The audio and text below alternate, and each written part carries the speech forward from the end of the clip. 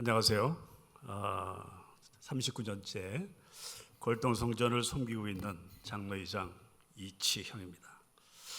오늘 장로회를 통해서 주신 은혜라는 제목으로 간증드리게 됨을 먼저 주님께 감사를 드립니다.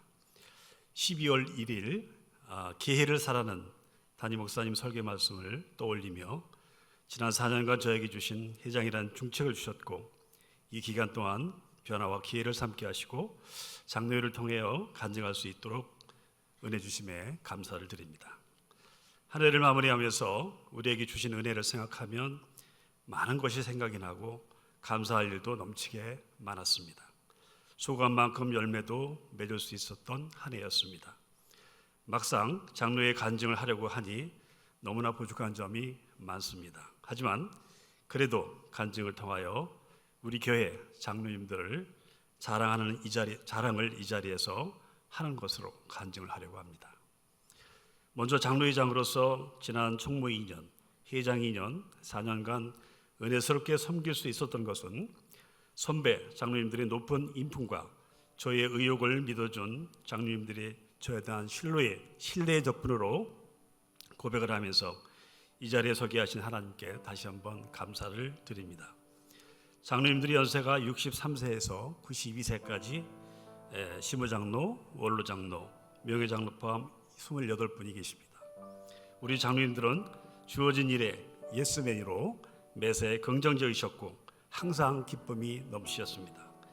교회 환우를 위하여 매주 병원 신방은 장로님들의 열정이었고 그 자리에서 간절한 기도는 환우의 큰 위안이었습니다. 환우들을 위한 장로님들이 합심 기도의 시간은 하나님을 경험할 수 있는 응답의 시간이었습니다. 붕어빵 전도팀과 노방 전도 등 참여하는 장로님들은 그것을 사명으로 삼아 최선을 다하셨고 특히 개척교회에 방문하여 격려와 찬양과 기도로 선교 헌금을 전달하고 함께 식사를 교제할 때 모두가 눈가에 눈물이 맺히는 모습을 볼 때 하나님께서 세우신 교회 부흥 발전과 목사님 가정의 행복을 위하여 간절히 바라는 하나님 모습을 볼 수가 있었습니다.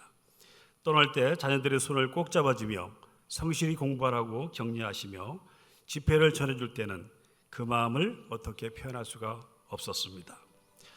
캄보디아 양준석 선교사님을 방문했던 선교여행에서는 장로님들께서 마음에 담은 믿음의 선물을 하셨고 또 교회의 벽, 페인트칠과 전도 사역은 선교의 흔적을 남기고 왔습니다. 특히 매주 토요일 새벽 성전 청소는 하나님 은혜를 경험한 분들의 헌신이기에 더욱 값진 것이라고 할 수가 있겠습니다. 연로하신 92세 장로님들까지 이른 아침부터 청소기 돌리고 쓸고 닦고 창가에 먼지 털며 허리 펼 시간도 없이 청소하시는 그분들의 모습을 믿는 자의 본을 볼 수 있어 감사할 따름입니다. 청소 후 장로님들이 돌아가면서 식사 비용을 부담하시고 눈이 오나 비가 오나 년 52주 2013년 1월부터 7년 동안 한결같이 청소할 수 있는 것도 장로님들에게 허락하신 건강이 있기 때문이라고 생각하니 이 또한 하나님의 은혜입니다. 또 이뿐인가요? 양선점 여름 콩국수 식당 봉사는 우리 장로님들의 특별한 맛이 첨가됩니다. 특별한 맛은 순수함이라는 헌신입니다. 혹시 국물이 상할까 싱겁지 않을까 걱정하다가 우리 장로님들이 최고야 하고 소리를 들으면 어린아이처럼 즐겁기만 하였습니다. 설거지 마치고 수고한다며 사주시는 커피, 아이스크림, 음료수, 빵 등을 먹으면 피곤함이 사라져 서로를 격려하고 감사하는 마음으로 내년에는 또 해야지 하는 은혜의 시간이었습니다. 매년 장애인 행사를 통하여 장애인에 대한 편견이 사라지고 불의 있게 돕기 시간을 통하여 어려운 이웃을 생각하는 시간을 갖게 되고 또 우리는 하나다라는 믿음의 지경이 넓혀지고 성숙함을 느끼게 되었던 시간이었습니다. 장로의 척사대회와 추수감사절, 삼겹살 식사교제는 정말 즐거운 교제의 시간이었습니다. 특히 57주년 기념음악회 장로의 중탄장 창립 후 하나님께서 영광을 돌리는 시간은 정말 축제였습니다. 금년에는 항존직 등산대에 귀중한 교제의 시간으로 항존직 상호 간 친목을 다짐하며 교회 발전에 기여하는 시간이었다고 자부합니다. 매년 청소년 연합수련회와 청년의 수련회 때 찾아가서 의료와 격려의 시간을 가질 때, 젊을 때 그리스도를 안다는 것이 얼마나 중요한지 알기에 더 간절하게 기도하고 왔습니다. 저는 장로회 총무 2년, 회장 2년을 수행하면서 매월 원래일을 여호와께서 집을 세우지 아니하시면 세우는 자의 수고가 헛되도다 라는 주님 말씀을 슬로건으로 모든 행사 계획을 진행하였습니다. 회의 후 꼭 식사 교제와 번개팅, 야외 교제를 하였습니다. 이렇게 행사를 주관하다 보니 장로회 예산은 250만에서 600만 원 늘어나고 후원금 포함 1,700만 원 예산으로 움직이고 있습니다. 매주 청소년 후, 성전 청소 후 조식 후원과 원래의 식대 포함하면 2,500만 원 지출 예산이며 내년에도 원래의 식사당번 대기자가 내년 2월질 정도면 분명 물질보다 하나님 기쁨의 장로의 선한 뜻에 동참하고자 함이 아닐까요? 묻습니다. 저는 감히 교제에 인색함이 없기를 권면합니다. 은퇴 후 장님들의 일정한 수입이 변변치 않음에도 불구하고 예산 600만 원의 4배, 2,500만 원의 지출 예산을 통하여 여기까지 온 것은 내 힘이 아닌 주님이 주신 은혜요. 하나님 은혜 속에 우리 교회 장님들이 계셔서 여기까지 온 것을 하나님께 영광을 올려드립니다. 가끔씩 담임 목사님 오셔서 아침 식사와 격려와 후원하십니다.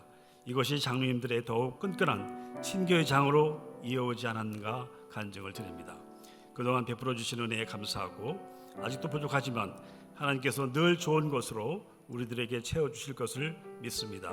성전 청소를 통하여 봉사를 통하여 깨닫지 못했던 것을 새롭게 깨닫게 해주신 하나님께 이 시간 감사를 드립니다. 제가 경영하는 사업도 장로님들의 사업도 더 좋은 축복으로 하나님께서 주시리라 저는 확신합니다. 새해 모두 하나님 품 안에서 보다 행복한 시간을 보내시기를 기도합니다. 감사합니다.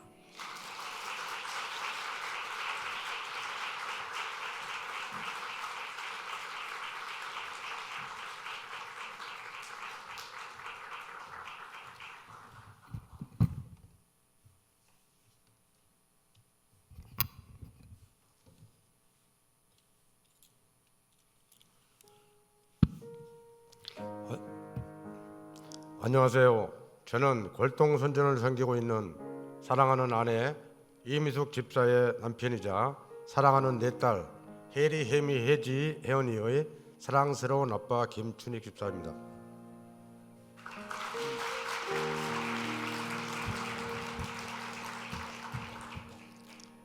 제 아내와 자녀들은 교회에서 아버지 학교 광고를 할 당시부터 저에게 등록하라는 아우성이었습니다. 그러나 저는 거만하게도 나 같은 아빠가 왜 아버지 학교를 하느냐, 내가 가르치면 가르쳤지 배울 것이 없는 대한민국의 1등 아빠이지 않느냐, 되려 큰 소리를 치며 극구 거부했습니다. 지금 생각해보면 정말 참으로 매우 교만했던 것 같습니다. 아버지 학교 등록일이 2, 3일 남는 시점에서 문득 아버지 학교에 등록하면 사랑하는 아내와 내 딸이 좋아할 것인데 내가 지금 고집부리고 있구나라는 생각이 계속 머릿속을 스쳐 지나가며 등록을 해야겠다는 결심을 했습니다.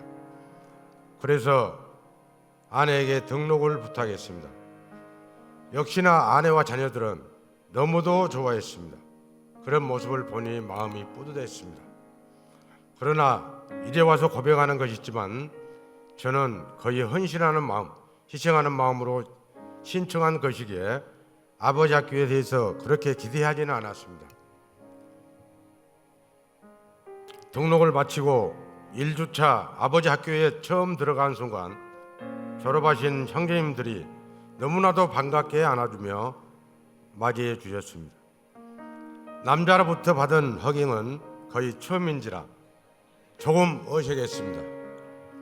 그렇지만 내가 사랑받고 환영받고 있다는 사실에 너무 따뜻하고 감사했습니다. 그리고 진행됐던 강사님의 좋은 말씀들은 제가 알지도 못하고 경험하지 못했던 부분을 깨닫게 하셨고 제 마음에 뜨거움을 만들었습니다. 특히 숙제로 주셨던 것 중 가장 기억에 남는 것은 아버지께 편지 쓰기였습니다. 아버지께서는 제가 3살 때 돌아가셨기 때문에 아버지께 편히 쓸 기회가 전혀 없었던 이번 기회를 통해 아버지에 대한 생각이 다시 한번 정리할 수 있는 기회가 되어 너무 좋았습니다.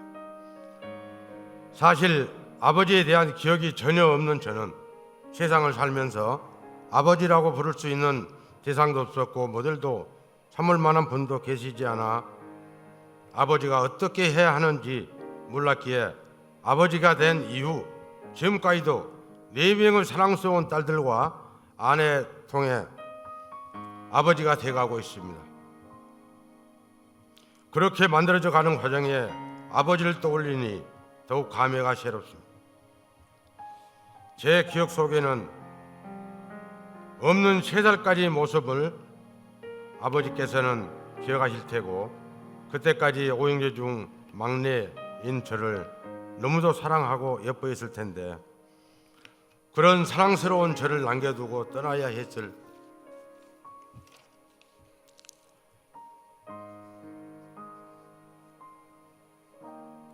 그런 사랑스러운 어린 나를 두고 떠날 준비를 하는 아버지의 모습을 상상해 보며 가슴 벅차고 눈물을 흘리며 아버지를 용서하고 감사드리는 마음으로 바뀌게 됐던 너무도 뜻깊은 시간이었습니다.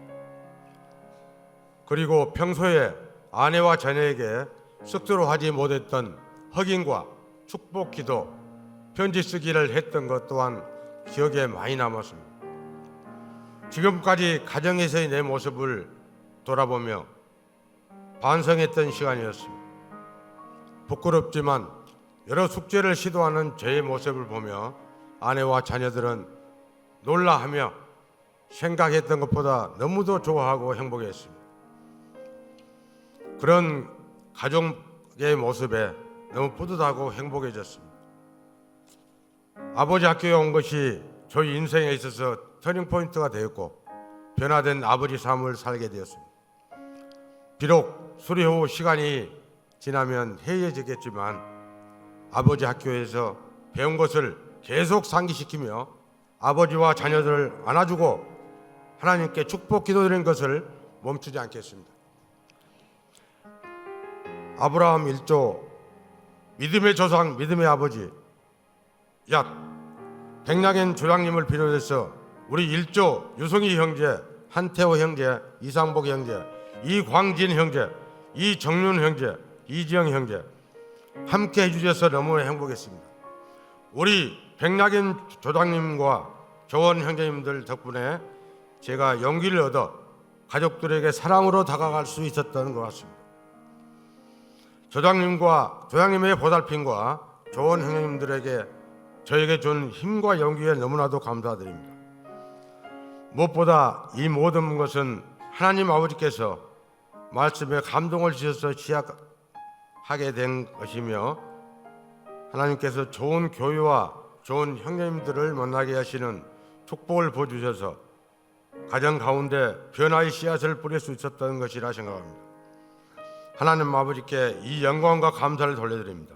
사랑하는 아내 이미숙 집사, 혜리, 혜미, 혜지, 혜은, 내 딸랑구들, 못난 남편, 못난 아빠 늘 응원해 주고 기도해 주셔서 너무 고맙고 사랑합니다. 이제부터 주님 안에 성숙한 남편, 사랑 넘치는 아빠가 될게요. 기도 응원 부탁드리겠습니다. 아버지가 살아야 가정이 산다. 모든 아버지들 사랑하고 축복합니다. 화이팅!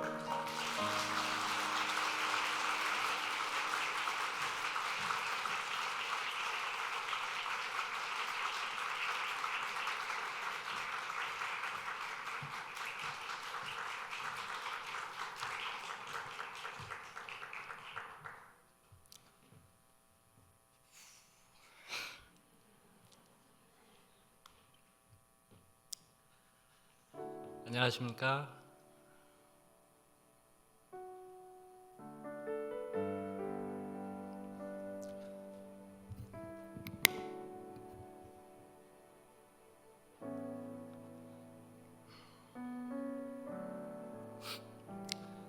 사랑하는 아내 김이현 자매님과 사랑하는 두 딸 서희, 서아 아빠와 김병남입니다.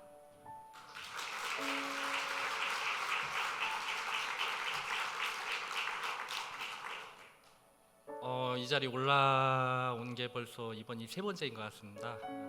서희하고 소아 헌화식 때 한 번씩 올라왔고 오늘 이 자리에 서서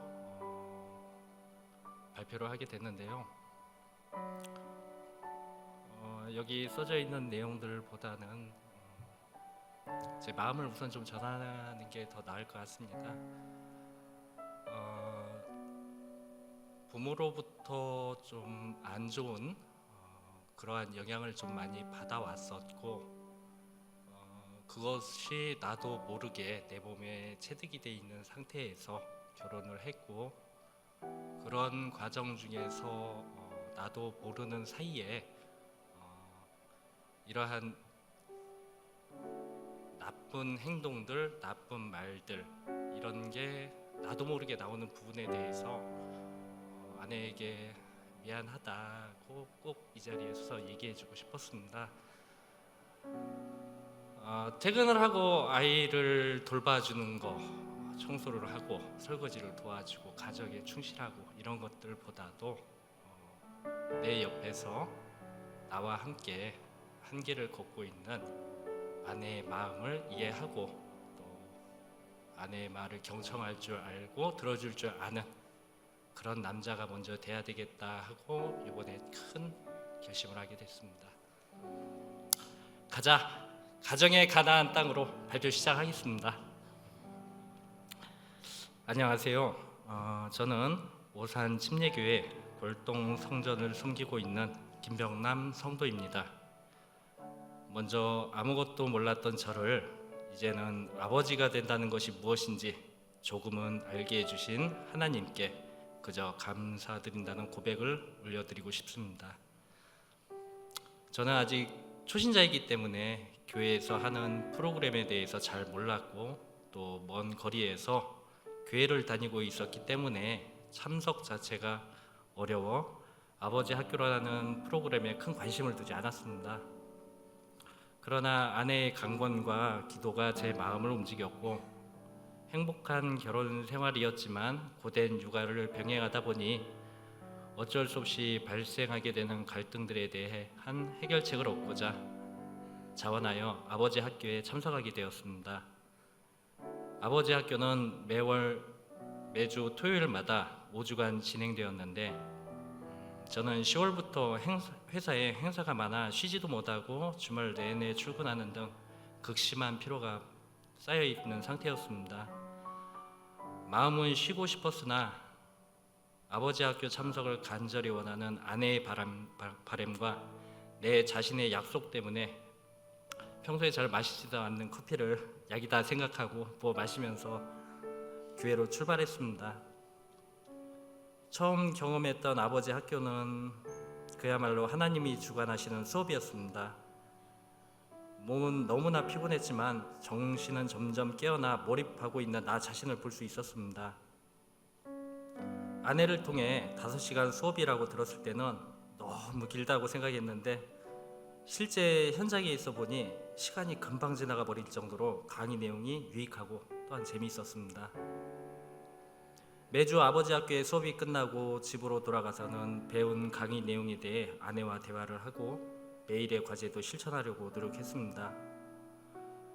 매일 과제는 허깅하기, 또 민수기 6장 24절에서 6절 말씀으로 가족들 축복하기였는데 처음에는 다소 어색하고 쑥스러웠지만 축복의 말씀을 아예 외워서 진심을 담아 선포하니 실제로 우리 가정이 영적 아버지로 자리 잡은 그런 느낌을 많이 받았습니다. 아버지 학교 수업은 매우 은혜로웠습니다. 나 혼자서만 안고 있던 특수한 문제라고 생각했던 것들이 대부분 모두의 공통 관심사였다는 것을 알게 되고 큰 위로가 되었습니다. 거기 모인 모두가 다 나 같은 아버지들이었습니다. 이것을 알게 되자 마음의 빗장이 풀어지고 나를 편하게 내려놓을 수 있게 되었습니다.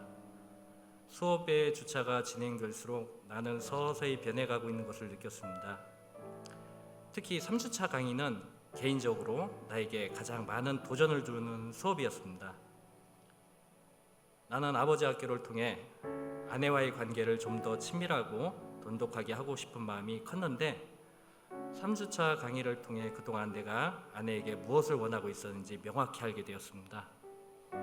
지식이 내 안에 들어오기 시작하니 나의 내면에도 변화가 일기 시작했습니다. 이제는 진심으로 하나님께서 주신 소중한 내 가족을 위해 영적 가장으로 거듭나고 싶었습니다.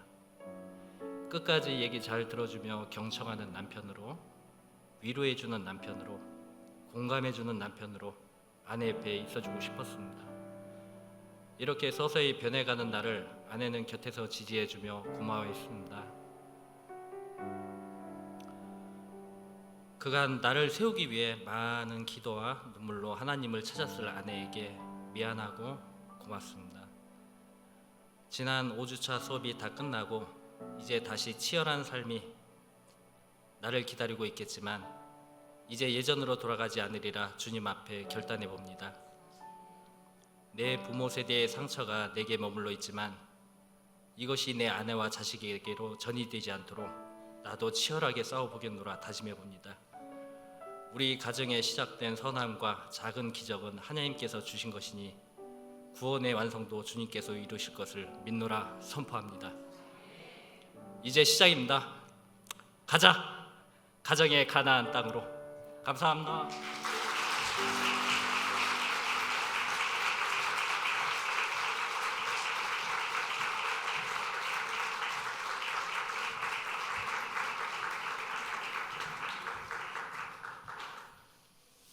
안녕하십니까. 전 인사드리겠습니다.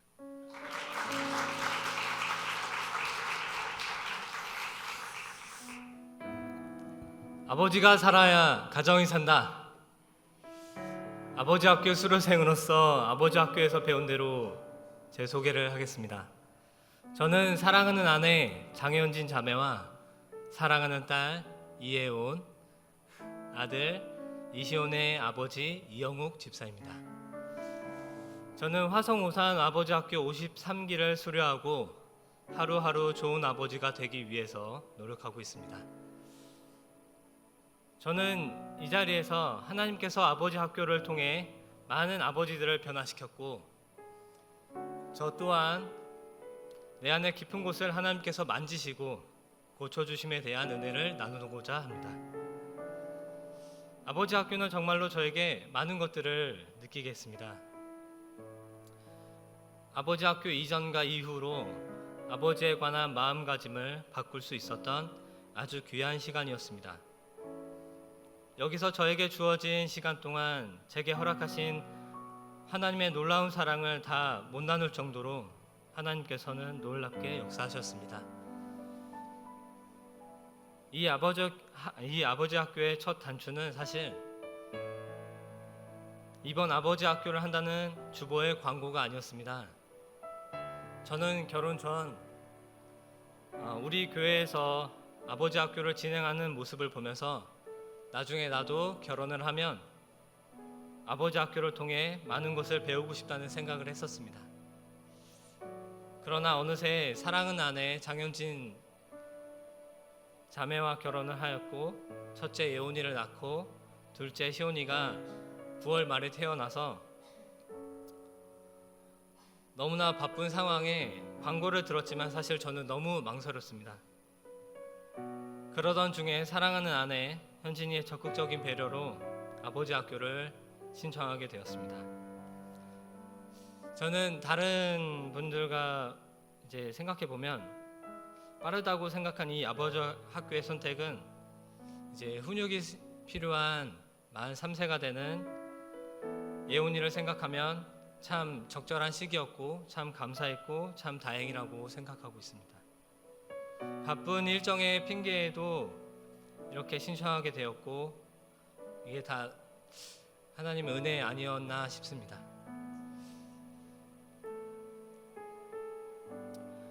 하나님께서 아버지 학교를 통해 주신 은혜는 너무나 간단했습니다.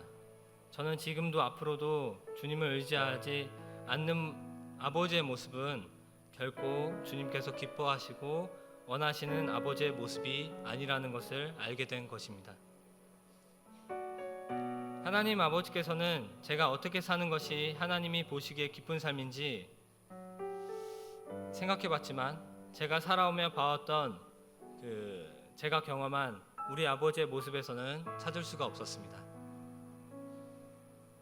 지금은 이해하고 있지만 저의 유년 시절 아버지를 생각하면 가정에 필요한 재정을 이제 벌어서 공급하기 위해서 가정에서의 시간보다 밤낮 없이 일을 하면서 가정에서는 부재하셨습니다. 그러면서 아버지께서는 이제 또한 가정을 이끌어야겠다는 생각에 어머니께 집안에 일어나는 모든 일들과 이제 교육 같은 것은 어머니의 손에서 시작되고 끝나야 된다고 말씀하시면서 그렇게 어머니에게 요구하셨기 때문에 저는 유년 시절부터 이제 성년이 될 때까지 아버지의 부재를 느끼며 자라왔습니다. 아버지께서 유년 시절부터 이제 성인이 되기까지 그 당시에 가정의 재정적인 어려움으로 이른 출가로 인해서 할아버지께로부터 좋은 아버지의 역할에 대해 배운 적이 없었을 것이라고 생각을 하면서 이해하고 있습니다. 지금 생각해 보면 저희 아버지도 할아버지도 아버지 학교가 필요하지 않았나 싶습니다. 사실 저는 아버지를 존경하며 배우고 싶은 한 가지가 있습니다. 끝까지 자녀 5을 먹여 키우며 가정을 포기하지 않으시고 가정을 위해 헌신하며 자기 자신에 대한 철저한 자기관리 능력입니다. 그래서 저도 아버지 학교를 하기 전에는 당연히 우리 가정을 끝까지 포기하지 않고 헌신하며 또한 사회적인 지위로서의 아버지로서의 나를 철저하게 관리하면 된다는 생각을 했기 때문에 아버지 학교를 하면서 나는 그래도 나쁜 축에 속하는 아버지는 아니지 라고 자평을 하며 아버지 학교에 참석했습니다. 하지만 이 생각은 지금 아버지 학교를 마치고 난 후 돌아보면 썩 좋은 태도는 아니었다고 생각을 하고 있습니다. 저는 성경적인 좋은 아버지에 대해 배운 적이 없는 상태에서 제가 자라온 환경에서 이해한 아버지의 모습을 좋은 아버지로 정의했던 것입니다.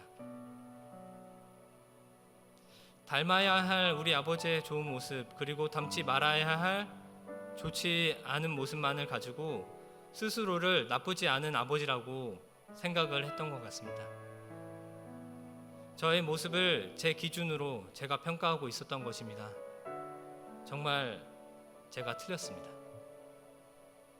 하나님께서 기뻐하시는 모습에 대해 전적으로 하나님이 기준이 되어야 함을 청년의 때 그렇게 다짐을 했고 그렇게 배워왔지만 아버지가 된 후로 무슨 일이 있었는지 모두 잊고 살았습니다. 그리고 아버지 학교를 통해 다시 한번 내가 어떤 아버지여야 하는지 알게 되었고 주님 앞에 무릎을 꿇게 되었습니다. 아버지 학교를 통해 저는 제가 배우지 못한 성경적인 좋은 아버지에 대해서 배우는 시간이 되었습니다.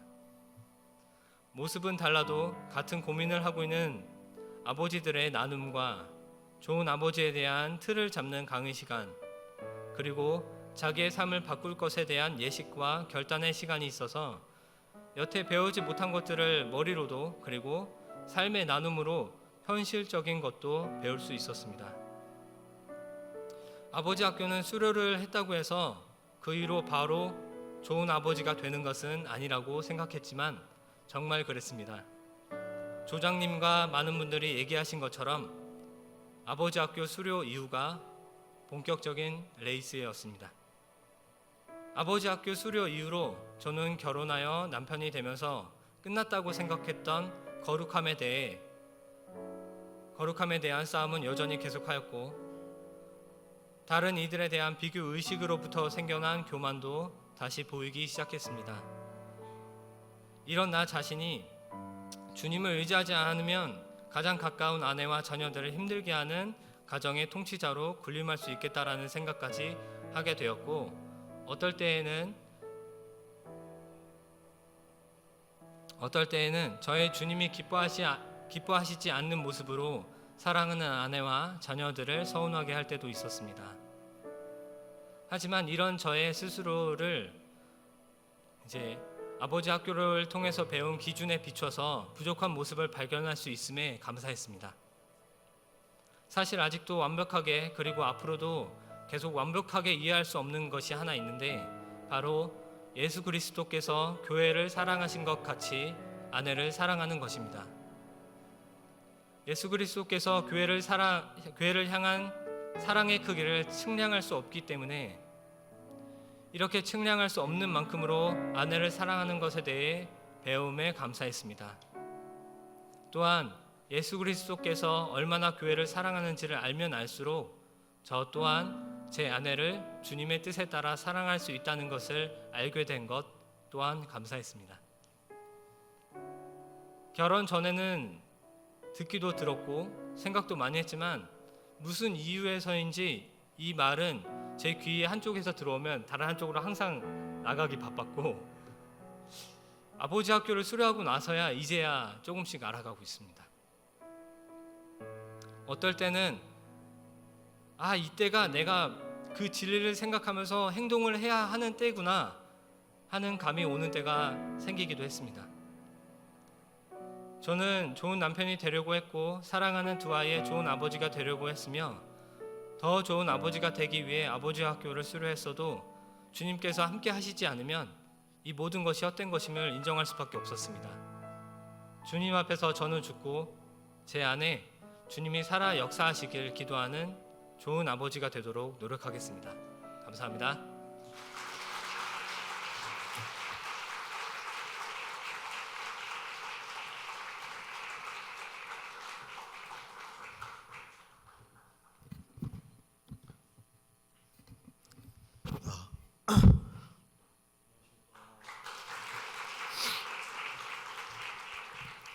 저는 오산침례교회 청소년부 중학교 3학년 노이삭이라고 합니다.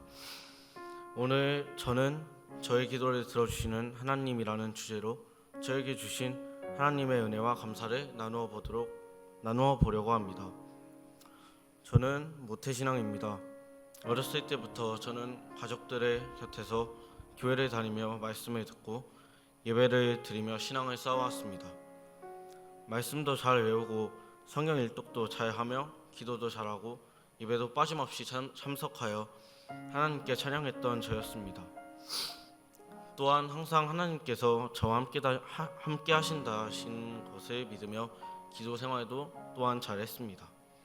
그런데 작년 초반기에 문득 하나님께서 나와 함께 하시고 내가 기도하시는 것을 들어주실까라는 생각을 하게 되었습니다. 저의 삶이 뜻대로 되지 않고 기도하는 대로 이루어지지 않은 것 같아 그런 생각을 했던 것 같습니다.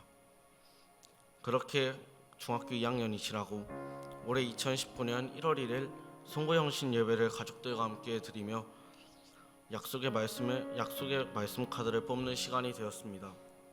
저는 욥기 36장 11절 말씀을 뽑았는데요. 만일 그들이 순종하여 섬기면 형통한 날을 보내며 즐거운 해를 지낼 것이요 라는 말씀이었습니다. 저는 이 말씀을 보게 되었을 때 드는 생각이 있었습니다.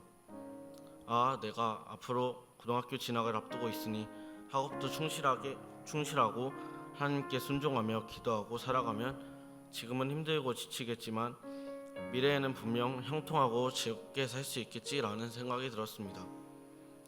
그래서 저는 조금 더 열심히 공부를 하고 싶은 마음이 들었고 공부를 하기 싫어했던 제가 부모님께 말씀을 드려 학원도 등록하며 열심히 성실하게 공부를 시작했습니다.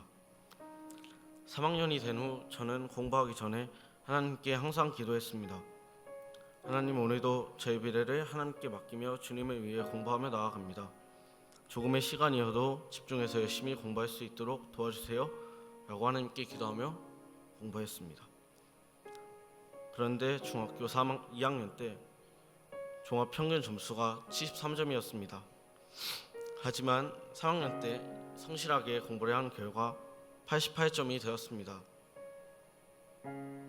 이 점수가 공부를 잘했다고 보기에는 부족한 점수이지만 제가 열심히 한 것도 있었고 하나님께서 제 기도를 들어주셔서 집중할 수 있는 힘을 주셨다고 저는 믿습니다. 저의 기도를 들어주신 하나님께 영광을 올려드립니다. 그리고 10월 29일 저희 친할아버지께서 하나님 곁으로 가셨습니다. 원래 할아버지께서는 몸이 조금 편찮으셨습니다. 점점 시간이 지날수록 악화가 되었고 할아버지께서 병원에 가셨을 때 시한부 판정을 받게 되셨습니다. 저는 무섭고 두려웠습니다. 저는 하나님께 기도했습니다. 저희 할아버지께서 더 힘들지 않고 평안하게 천국을 가실 수 있게 해달라고 기도했습니다. 그렇게 기도한 결과 하나님께서는 저의 말씀을 들어주셨습니다. 10월 29일 9시경 할아버지께서 임종을 하셨습니다. 할머니께서 할아버지의 임종을 보셨는데 할머니께서 저에게 할아버지가 조용히 잠자듯이 평안하게 가셨다라는 말씀을 해주셨습니다. 그 말씀을 듣고 할아버지께서 평안하게 천국에 가달라고 한 저의 기도를 하나님께서 들어주셨구나 라고 생각했습니다. 저의 기도를 들어주신 하나님께 또 한 번 감사를 드립니다. 그리고 지금 현재 저는 저의 진로 학업에 대해서 열심히 하나님께 기도하고 있습니다. 저는 저의 진로가 완벽하게는 정해지지 않았지만 하나님께서 저와 함께 하시고 저에게 앞으로 가야 할 길과 미래를 인도해 주실 거라고 믿습니다. 그리고 지금까지 말씀 안에서 키워주신 부모님과 할머니 할아버지께 진심으로 감사를 드리고 옆에서 응원해 주시고 항상 힘내라 말씀해 주시는 가족에게 항상 감사합니다. 우리 가족의 기도와 사랑과 정성으로 지금까지의 제가 있었고 앞으로도 저의 더 나은 제가 있을 수 있을 것 같습니다. 저희 가족 정말 사랑합니다. 또한 항상 가족을 위해 기도하고 있습니다. 마지막으로 저의 기도를 들어주시고 항상 함께 하시는 하나님께 모든 영광과 감사를 올려드립니다. 그리고 제가 앞으로 공부를 하며 진로를 결정하게 될 때 제게 닥치는 어려움은 분명히 있겠지만 제게 감당치 못할 시험 당하면 허락치 않으신다는 믿음으로 하나님께서 예비하신 길만 따라갈 수 있도록 많은 기도 부탁드립니다. 저의 간증을 경청하며 들어주셔서 감사합니다.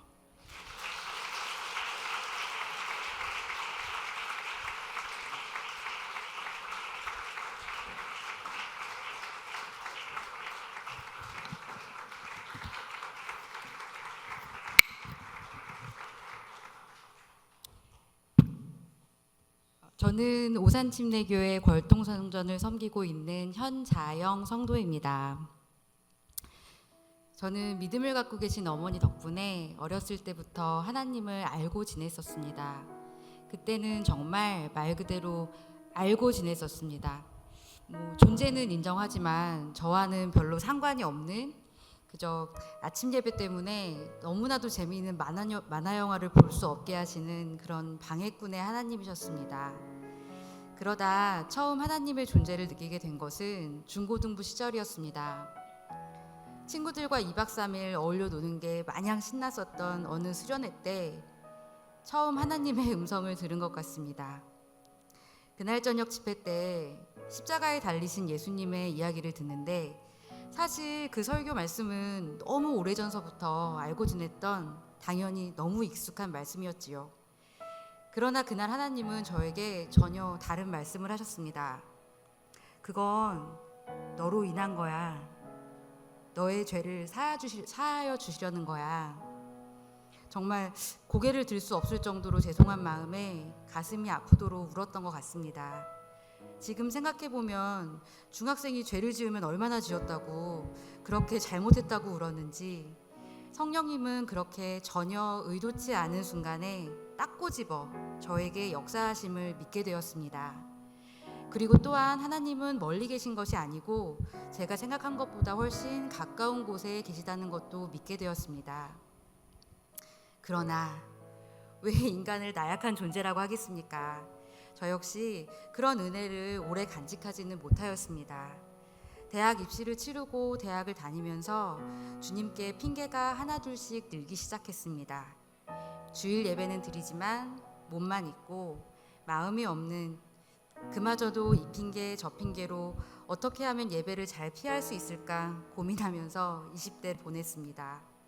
지금 돌아보면 하나님 앞에서는 꼴찌의 삶이었지만 세상 속에 저는 사실 별로 아쉬울 것도 부러울 것도 없는 제가 주인이 된 너무나도 행복한 시절이었습니다. 그렇게 30대가 되어 저는 결혼을 했습니다. 사실 제 남편은 하나님을 믿는 것은 둘째치고 하나님을 배척하는 사람이었습니다. 그러나 저는 그러한 마음이 그다지 문제가 되지 않았습니다. 심지어 그렇게 생각하는 사람도 있을 수 있지 하며 남편의 생각을 인정하였습니다. 예수님을 모르는 사람에게 예수님의 이름을 전도하는 전도의 행위 따위는 너무 옛날 스타일이라는 제 생각은 오히려 남을 배려하고 포용할 줄 아는 아주 멋있는 발상이라고까지 생각했습니다. 그러나 감사하게도 저의 그러한 교만을 하나님께서 그냥 두시지 않으셨습니다. 결혼 후 저희는 여러 가지 사건들로 인해 어려운 상황에 놓이게 되었습니다. 그러자 그렇게 하나님을 부정하던 저의 남편이 뜻밖의 이야기를 했습니다. 혹시 하나님이 계시고 지금껏 일어난 일들이 하나님께서 계획하신 일이라면 한번 교회를 나가서 말씀을 들어보는 것도 좋겠다고 하는 것입니다. 아, 그렇구나. 하나님은 내 남편을 자녀 삼으시려고 이런 고난을 주시는 거구나. 난 이미 하나님의 자녀니까 남편만 잘 믿으면 되겠구나. 하지만 힘든 시간을 보내면서 처음 들었던 생각이 저의 얼마나 자만이었고 교만이었는지 저는 점점 깨닫게 하셨습니다. 그러는 너는 나를 정말 사랑하느냐? 그러는 너는 정말 내 뜻을 알고 있니? 그러는 너는 지금 나와 동행하고 있느냐?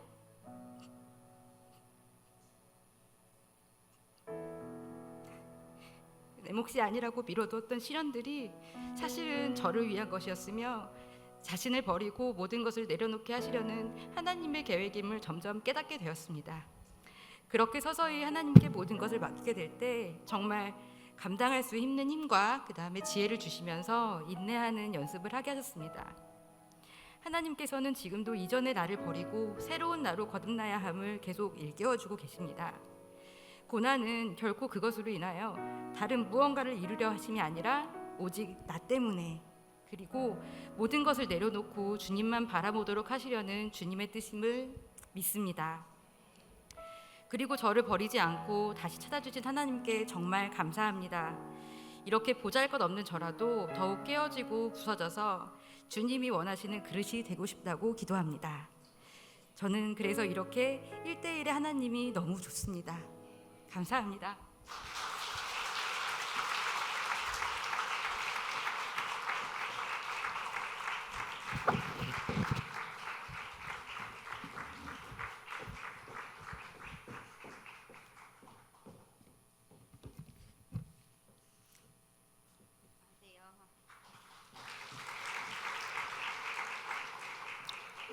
저는 2년째 골동성전을 섬기고 있는 김정희 청년입니다.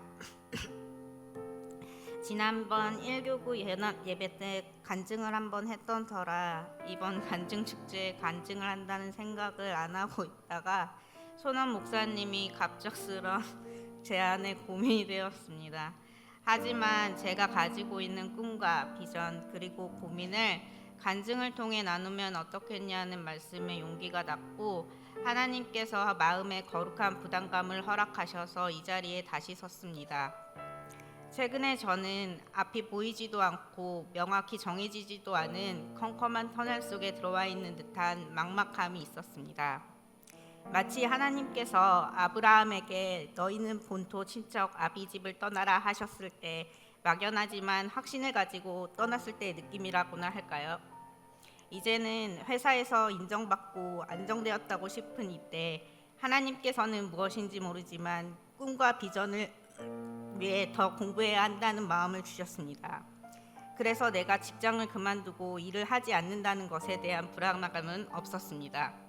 주저하는 마음보다는 할 수 있다는 확신을 제 마음에 더 많이 주셨습니다. 그 이유는 주님이 나와 함께 하시고 내가 가는 길마다 지켜주신다는 확신이 마치 광야에서 이스라엘을 이끄셨던 구름 기둥과 불 기둥 같이 저를 이끄셨기 때문입니다. 이런 확신이 컸기 때문에 저는 이번 추수 감사절에 있었던 침례를 받을 수 있었습니다. 침례를 받는 순간 하나님께서 저를 지켜주신다는 확신은 더 견고해졌습니다. 아픈 몸을 가지고 평범하지 않은 청소년기를 보내면서 저에게는 항상 채워지지 않는 목마름 같은 것이 있었습니다. 그 목마름 같은 것이 무엇이었는지 저는 이제야 알게 되었습니다. 20대 때 저의 모습은 모든 것이 부족한 사람이었습니다. 준비도 없이 저의 생각과 고집으로 가득했던 주님에 대한 믿음과 기도각보다는 제 자신을 더 많이 믿었던 때였습니다. 그래서 도전을 할 때마다 실패를 거듭하고 좌절을 겪으면서 나의 잘못과 부족함을 인식하지 못한 채 주님만 원망하며 그렇게 20대의 귀한 시간을 꿈과 비전도 없이 낭비해 버렸습니다. 30대가 되고 회사 생활에 익숙해지고 인정을 받으며 자리를 잡았지만 채울 수 없는 마음의 공허함은 언제나 느꼈습니다. 목표도 꿈도 비전도 없이 그저 그런 회사 생활을 한다는 것에 회의가 들기 시작했을 때 회사에서 저에게 새로운 분야에 도전할 수 있는 기회를 주었고 그것을 알아가는 기쁨도 너무 컸지만 동시에 심적으로 어려움을 많이 겪었습니다. 그때 처음으로 주님을 만났습니다. 미래에 대한 불확실성 그리고 삶에 대한 어려움 등을 고민 등으로 괴로워할 때 주님께서 나를 위로해 주시던 주님의 그 손길을 많이 느꼈고 너무 기뻤습니다. 이후 제 삶에는 많은 변화들이 일어났습니다. 그 무렵 저는 우연히 아프리카에 에이즈로 고통받고 있는 아이들을 보고 기부를 시작했고 작은 나비 효과로 모잠비크에 있는 사무엘이라는 아이와 연이 되어 지금까지 그 아이의 성장 과정을 보고 들으며 주님이 주신 나의 삶의 비전이 무엇인지 내가 무엇을 할 수 있는지에 대한 생각을 하고 기도하였습니다. 누구나 안정적인 삶을 살기 원하는 나이이지만 지금 새로운 도전을 위해 다시금 출발선에 서 있습니다. 만약 20대에 하나님께서 제게 복을 더하셔서 지금 누리고 있는 세상의 복을 경험하게 되었다면 저는 지금 제가 생각하는 것에 많은 것들을 놓치게 되었을 것이고 더 큰 주님의 비전을 보지 못했을 것입니다. 이전에 타이밍이라는 주제로 담임 목사님께서 해주셨던 말씀이 마음에 남습니다. 내가 원하는 타이밍과 주님께서 생각하는 타이밍이 다를 수 있다. 아무래도 제가 원하는 타이밍이 지났을지도 모르겠습니다. 하나 주님께서 저를 쓰시기 위해 준비시키고 완성시키는 타이밍은 아직 오지 않은 것 같습니다. 언젠가 그날이 오기를 기다리며 앞으로 어떤 어려움과 고난들이 일어날지 얼마나 높은 벽들이 제 앞을 가로막고 있을지 모르지만 이런 도전들 앞에 항상 주님이 나와 동행하며 지켜주신다는 믿음을 가지고 이 간증만을 마칩니다. 감사합니다.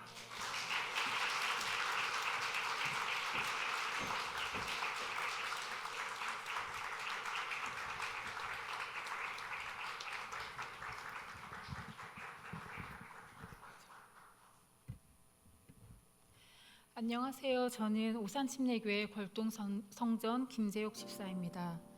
간증 자리에 서기까지 해야 하나 말아야 하나 많은 생각이 들었습니다. 하지만 공동체의 사랑의 권유에 순종하는 마음으로 이 자리에 서게 되었습니다. 주님은 내 상태에 따라서 은혜를 주시는 분이 아니기에 내가 판단할 자격 없음을 알게 하셨고 내게 베푸신 풍성한 은혜를 깨닫게 하신 그분에 대해서 나누려고 합니다.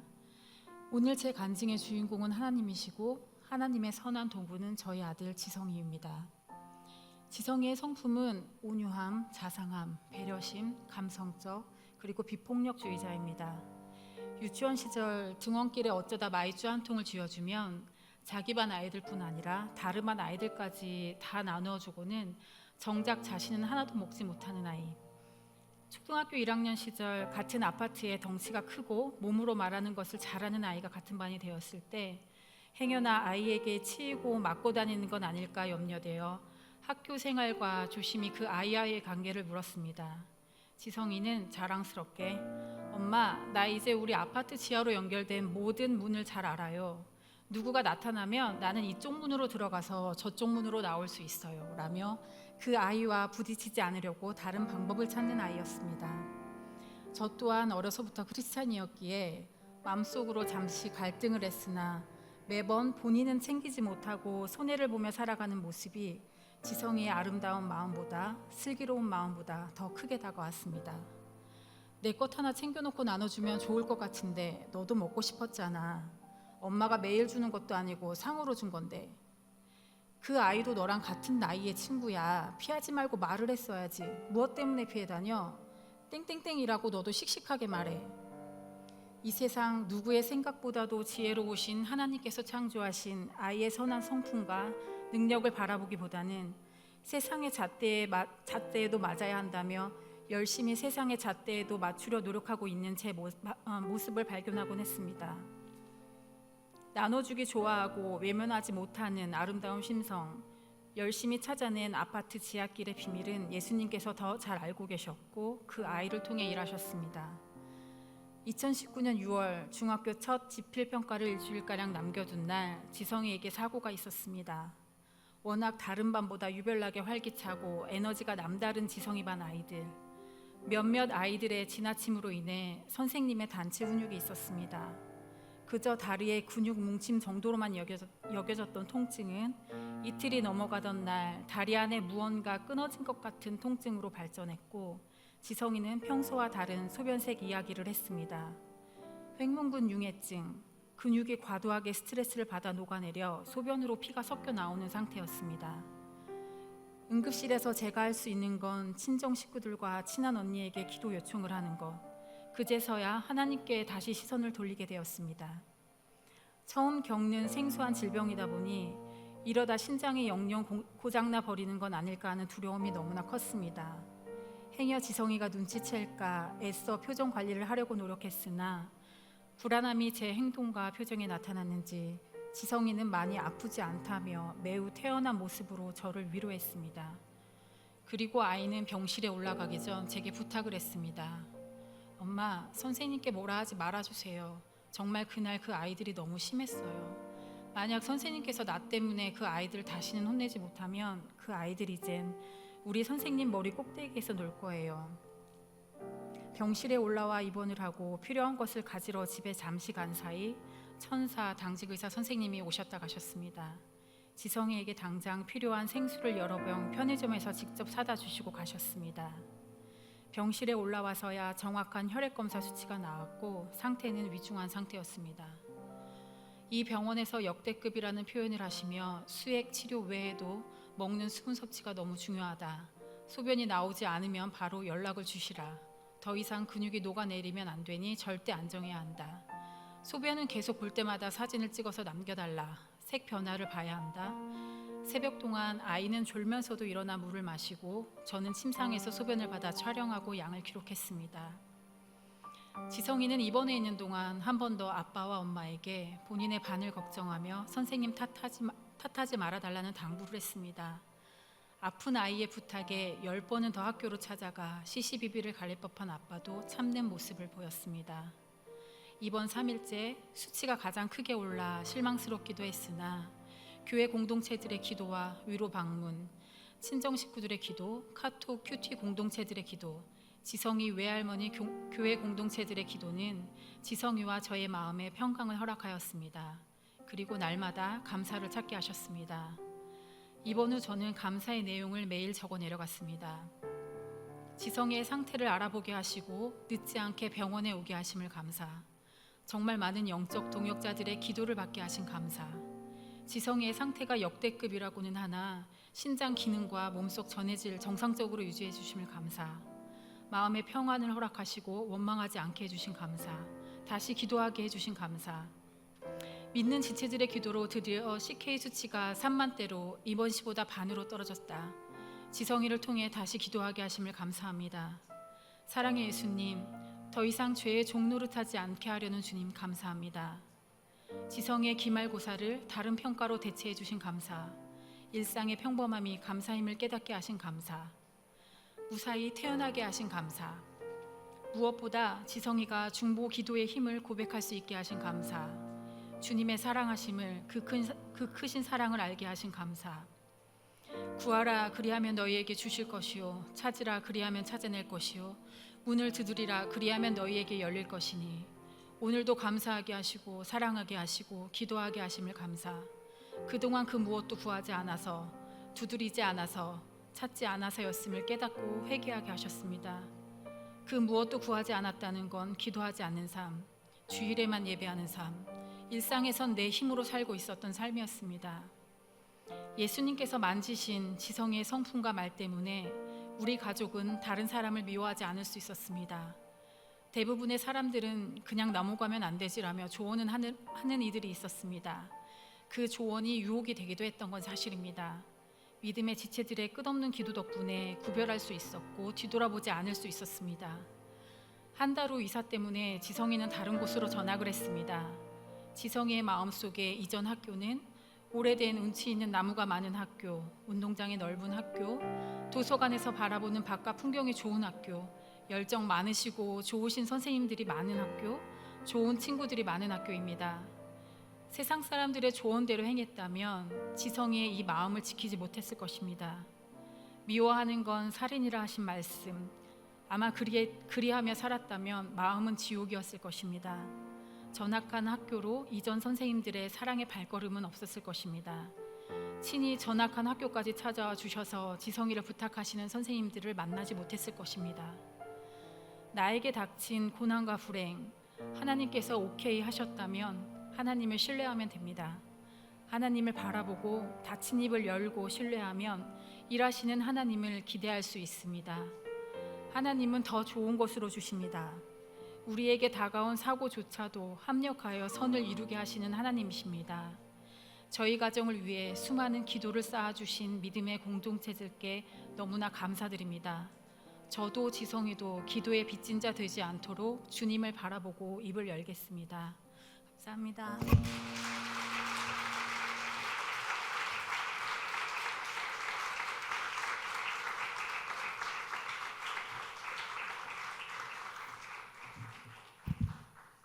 할렐루야. 저는 오산 침례교회 걸동성전을 섬기고 있는 이정아 성도입니다. 사실 얼마 전에 세교회 성전에서 CTS 교회행전 녹화가 있었습니다. 그곳에서 저는 감사하게도 간증을 하고 저희 큰아이는 찬양을 불렀습니다.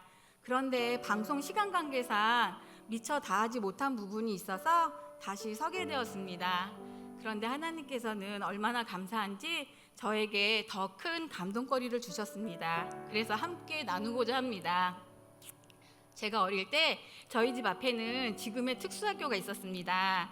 그곳에 그네를 타러 자주 놀러를 갔었는데 얼굴도 못생기고 말도 못하고 그리고 이상한 행동을 하는 아이들이 있어서 제가 굉장히 많이 놀렸던 기억이 납니다. 지금의 제가 그 친구들과 비슷한 아이를 낳을 줄도 모르고요. 큰아이는 태어나면서부터 인큐베이터 신세를 지더니 신생아 저혈당증을 시작으로 병원을 옆집 다니듯 했습니다.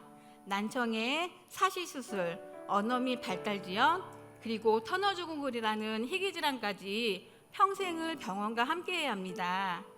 7년 전 보증 사기를 당해서 오갈 데가 없은 저는 친정이 있는 오산으로 이사를 오게 되었습니다. 큰아이가 장애 진단을 받고 경제적 어려움에 새 아이를 홀로 키우는 육아로 인해 세상과 저를 원망하며 살아가던 중 장애인 단체에서 한 천사님을 만나게 되었고 그 침례교회를 알게 되었습니다. 장로님들의 좋은 선행을 통해서 저는 20년 만에 다시 하나님을 만나게 되었고 교회를 다니기 시작했습니다. 사순절 1분 기도가 진행되던 어느 날 하나님을 인격적으로 만나게 되었습니다. 순하기만 한 줄 알았던 아들의 감춰졌던 문제점들이 드러나면서 학교에 불려가는 일들이 잦아지면서 저는 굉장히 많이 힘들었는데 하나님은 그 아이를 통해서 저를 안아주시고 위로해 주셨습니다. 저는 담임 목사님의 말씀을 통해서 하나님을 깊이 알아가고 교회 식구들과 하나님 은혜의 말씀을 나누면서 일상에서 하나님께서 주시는 잔잔하고 소소한 감사를 많이 느끼며 살아가고 있습니다. 그러던 제가 얼마 전에 깜짝 놀랄 일들이 생겨서 지금부터 소개해드리려고 합니다. 하루는 아이들이 주일학교에서 교육을 얼마나 잘 받았는지 특세를 가겠다고 하는 겁니다. 아침잠이 많은 저에게는 정말 난감한 상황이었습니다. 하지만 나가겠다고 마음을 먹으니 아이들을 따라서 나가게 되었고 저희 아이들은 개근을 하게 되었습니다. 물론 장학금 때문이었을 수도 있을 것입니다.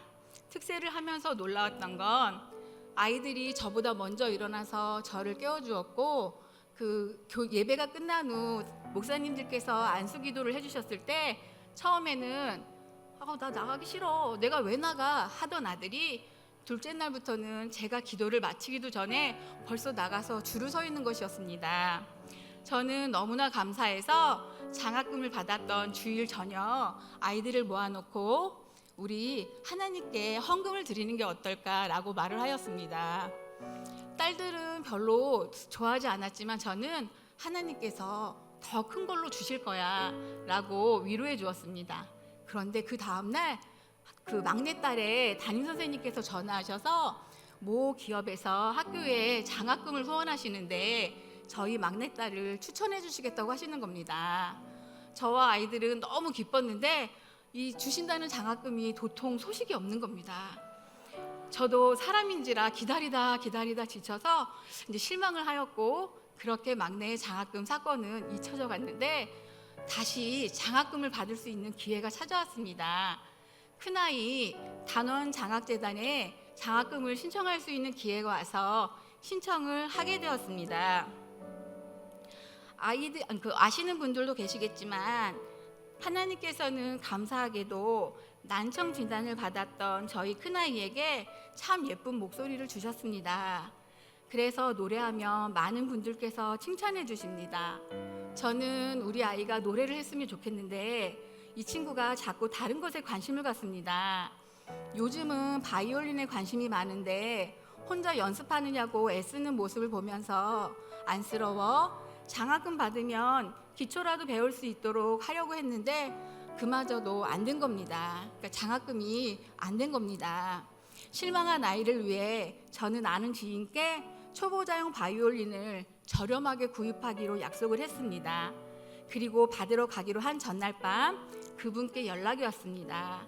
서울까지 오시게 하는 것도 미안하고 마음 가운데 바이올린을 선물하는 것이 좋겠다는 생각이 들었다는 것입니다.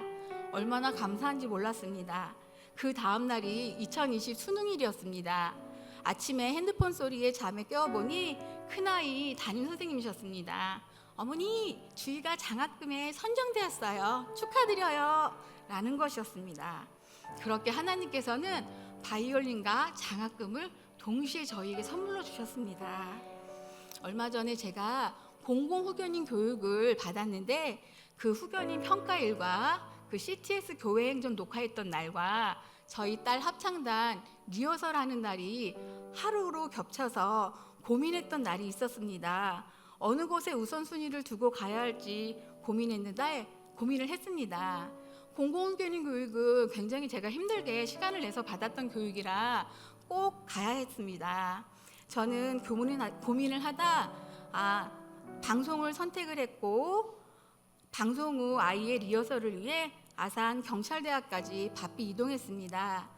지하철을 타고 가는데 공공후견인 교육을 함께 받았던 지인으로부터 문자가 왔습니다. 아쉬워서 어쩌지? 저는 괜찮아, 저 더 좋은 거 받았어 라고 문자를 보냈습니다. 리허설이 끝나고 집에 돌아오니 10시가 넘은 시간이었습니다. 집에 들어가는데 막내가 저를 반기더니 귓속말로 엄마, 나 장학증서 받았어 이러는 거예요.